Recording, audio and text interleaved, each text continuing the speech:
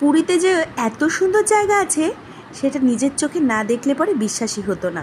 পুরো ভিডিওটা স্কিপ না করে দেখো বন্ধুরা, হয়তো পরের ভ্যাকেশনে তোমরাও পৌঁছে যেতে পারো এই স্বপ্নের দেশে। মনে হচ্ছে না যে তুলি রঙে আঁকা একটি ছবি দেখাচ্ছি তোমাদেরকে? আমারও ঠিক তেমনটাই মনে হচ্ছিল।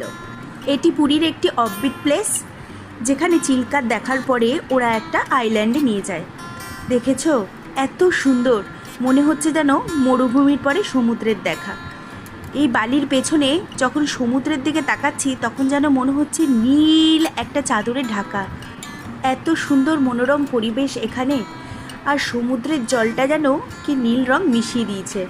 সাধারণত সকলে আমরা নীল জল দেখতে কিন্তু গোয়াতে বা মলদ্বীপসে যেয়ে থাকি, কিন্তু পুরীতেই যে এত সুন্দর নীল জলের দেখা পাবো সমুদ্রের, সে তো ভাবতেই পারিনি।